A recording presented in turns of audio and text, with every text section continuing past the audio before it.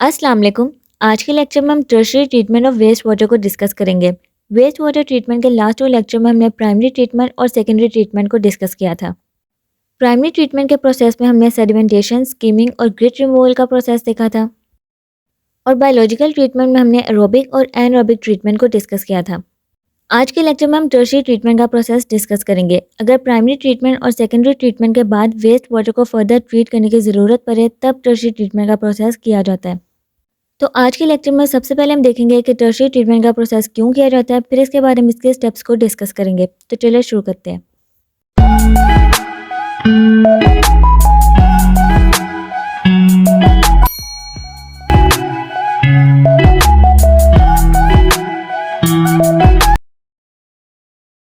Tertiary treatment waste water treatment का final cleaning process होता है। वेस्ट वाटर ट्रीटमेंट में प्राइमरी ट्रीटमेंट और सेकेंडरी ट्रीटमेंट के बाद अगर वाटर को फर्दर क्लीन करने की ज़रूरत पड़े तब टर्शरी ट्रीटमेंट का प्रोसेस किया जाता है। ये ट्रीटमेंट ज़्यादातर डेवलप कंट्री में किया जाता है। वेस्ट वाटर को रीयूज, रीसाइकल और इन्वायरमेंट में डिस्चार्ज करने से पहले उसकी क्वालिटी को इम्प्रूव करने के लिए टर्शरी ट्रीटमेंट का प्रोसेस किया जाता है। इस प्रोसेस से वाटर में जो रिमेनिंग इनऑर्गेनिक कंपाउंड्स होते हैं, इसके अलावा दूसरे सब्सटेंसेस जैसे कि nitrogen, phosphorus, bacteria, viruses, parasites जो पब्लिक हेल्थ और इन्वायरमेंट को हार्म कर सकते हैं, इसको रिमूव करने के लिए टर्शरी ट्रीटमेंट का प्रोसेस किया जाता है। इसके अलावा टर्शरी ट्रीटमेंट को केमिकल ट्रीटमेंट प्रोसेस भी कहा जाता है।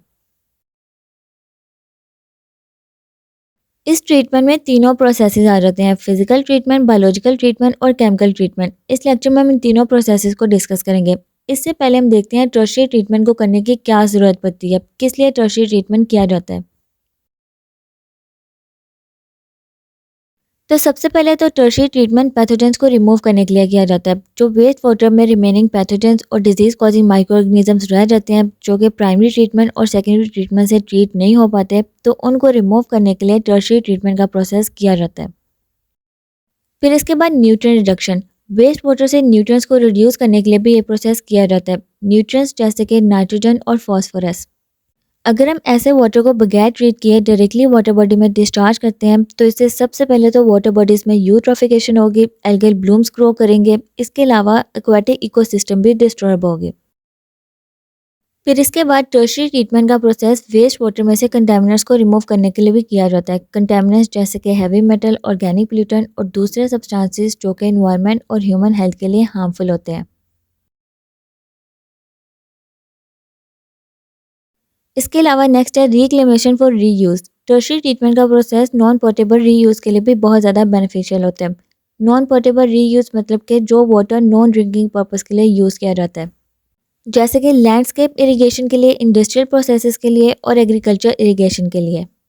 इसके अलावा ये प्रोसेस फ्रेश वाटर रिसोर्सेज को कंजर्व करने के लिए और सूटेबल वाटर मैनेजमेंट को प्रमोट करने के लिए भी बहुत ज़्यादा हेल्पफुल होता है।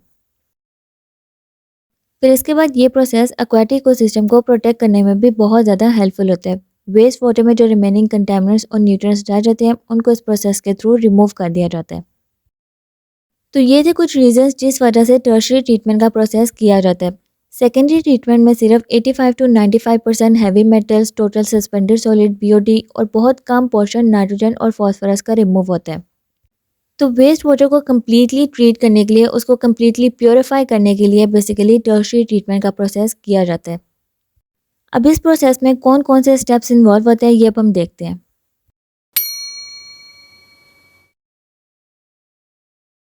अब टर्शरी ट्रीटमेंट में क्या क्या किया जाता है। सबसे पहले तो फिजिकल ट्रीटमेंट में सस्पेंडेड सॉलिड्स को रिमूव किया जाता है। बायोलॉजिकल ट्रीटमेंट में नाइट्रोजन और फास्फोरस की रिमूवल होती है।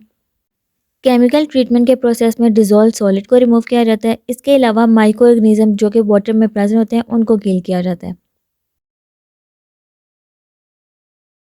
सबसे पहले हम फिजिकल ट्रीटमेंट का प्रोसेस देख लेते हैं। फिजिकल ट्रीटमेंट में सस्पेंडेड सॉलिड को वेस्ट वाटर से फिल्ट्रेशन के प्रोसेस के थ्रू रिमूव करवाया जाता है। यहाँ पे फिल्ट्रेशन 3 तरह की होती है: सैंड फिल्ट्रेशन, माइक्रो फिल्ट्रेशन और अल्ट्रा फिल्ट्रेशन। सैंड फिल्ट्रेशन में वेस्ट वाटर को सैंड बेड से पास करवाया जाता है। इससे वेस्ट वाटर में मौजूद जितने भी सस्पेंडेड पार्टिकल्स होते हैं वो ट्रैप हो जाते हैं और जो क्लीन वाटर होता है वो बाहर निकल जाता है। फिर इसके बाद माइक्रो फिल्ट्रेशन के प्रोसेस में ऐसी मेम्ब्रेन्स यूज़ की जाती हैं जिसके ऊपर फाइन पोर्स होते हैं।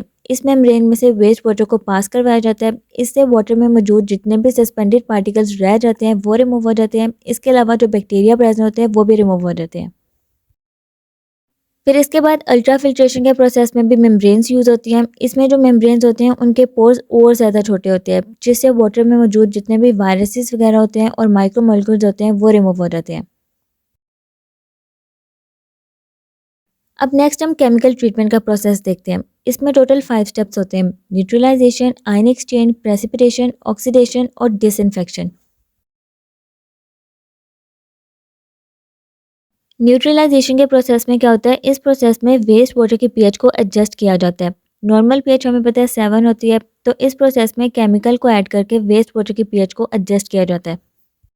अगर वाटर की पीएच कम होगी तो उसमें एसिड्स ऐड किए जाएंगे, और अगर वाटर की पीएच ज़्यादा होगी तो उसमें एल्कलीज ऐड की जाएगी, ताकि जो वाटर की पीएच है वो नॉर्मल हो जाए। फिर इसके बाद नेक्स्ट प्रोसेस है प्रेसिपिटेशन। प्रेसिपिटेशन के प्रोसेस में ऐसा वेस्ट वाटर जिसमें टॉक्सिक मेटल प्रेजेंट होते हैं, इसमें से डिसॉल्व मेटल को रिमूव करने के लिए केमिकल प्रेसिपिटेशन का प्रोसेस यूज़ किया जाता है। इस प्रोसेस में मिक्सचर में प्रेसिपिटेशन रिएजेंट डाले जाते हैं। ये प्रेसिपिटेशन रिएजेंट वेस्ट वाटर में मौजूद डिसॉल्व मेटल को सॉलिड पार्टिकल्स में कन्वर्ट कर देते हैं, और फिर इन सॉलिड पार्टिकल को फिल्ट्रेशन के प्रोसेस के थ्रू रिमूव कर दिया जाता है। फिर इसके बाद नेक्स्ट मेथड है आयन एक्सचेंज। आयन एक्सचेंज के प्रोसेस में हार्ड वाटर को ट्रीट किया जाता है। हार्ड वाटर हमने लास्ट लेक्चर में भी डिस्कस किया था। ये ऐसा वाटर होता है जिसमें कैल्शियम और मैग्नीशियम प्रेजेंट होते हैं, और ये ह्यूमन की हेल्थ के लिए बहुत ज़्यादा हार्मफुल होते हैं, इसलिए इनको ट्रीट करना बहुत ज़्यादा ज़रूरी होता है। तो इस प्रोसेस में हार्ड वाटर को सॉफ्टन करने के लिए पॉजिटिवली चार्ज सोडियम आयंस को डिसॉल्व सोडियम क्लोराइड सॉल्ट के फॉर्म में इंट्रोड्यूस करवाया जाता है, जिससे हार्ड वाटर में मौजूद कैल्शियम और मैग्नीशियम आयन सोडियम आयन के साथ एक्सचेंज हो जाते हैं। फिर इसके बाद ऑक्सीडेशन के प्रोसेस में वेस्ट वाटर में ऑक्सीडाइजिंग एजेंट्स को डाला जाता है। इस प्रोसेस में इलेक्ट्रॉन ऑक्सीडेंट से पोल्यूटेंट तक ट्रांसफ़र होते हैं, और वेस्ट वाटर में मौजूद पोल्यूटेंट के स्ट्रक्चर को मॉडिफाई करके उन्हें लेस हार्मफुल कर देते हैं। फिर इसके बाद लास्ट केमिकल ट्रीटमेंट का प्रोसेस है डिसइंफेक्शन। डिसइंफेक्शन के प्रोसेस में वेस्ट वाटर में से माइक्रो ऑर्गेनिजम्स को किल किया जाता है।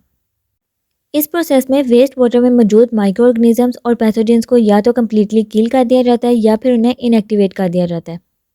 और जो केमिकल एजेंट्स इस प्रोसेस में यूज़ होते हैं, इसमें आ जाते हैं क्लोरीन, ओजोन, अल्ट्रावायलेट रेडिएशन और ब्रोमीन वगैरह।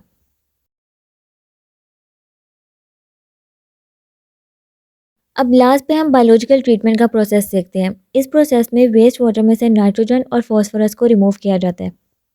नाइट्रोजन को रिमूव करने के लिए वेस्ट वाटर को पहले टैंक में रखा जाता है। इस टैंक में न्यूट्रीफाइंग बैक्टीरिया होते हैं। ये बैक्टीरिया अमोनिया सॉल्ट और नाइट्राइट को नाइट्रेट में कन्वर्ट कर देते हैं। फिर इसके बाद इस वेस्ट वाटर को सेकंड टैंक में डाला जाता है। इस टैंक में डी न्यूट्रीफाइंग बैक्टीरिया होते हैं। ये बैक्टीरिया नाइट्रेट को फर्दर नाइट्रोजन गैस में कन्वर्ट कर देते हैं, और ये नाइट्रोजन गैस फिर वहाँ से रिलीज हो जाती है। तो ये था हमारा आज का लेक्चर। आज का टॉपिक आपको कैसा लगा आप मुझे कमेंट बॉक्स में ज़रूर बताइएगा। इस टॉपिक से रिलेटेड अगर आपने कोई भी क्वेश्चन पूछना है तो आप मुझे कमेंट बॉक्स में पूछ सकते हैं। और best of luck for exams. मेरे चैनल को सब्सक्राइब नहीं किया आप तो काइंडली सब्सक्राइब कर दें। इस टॉपिक को अपने क्लास वालों तक भी शेयर कीजिएगा। टेक केयर, अल्लाह हाफिज़।